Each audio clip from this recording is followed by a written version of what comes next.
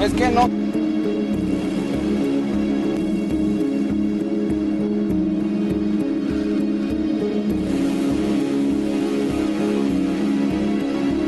Y recuerda, mantente informado en Videonoticias en línea.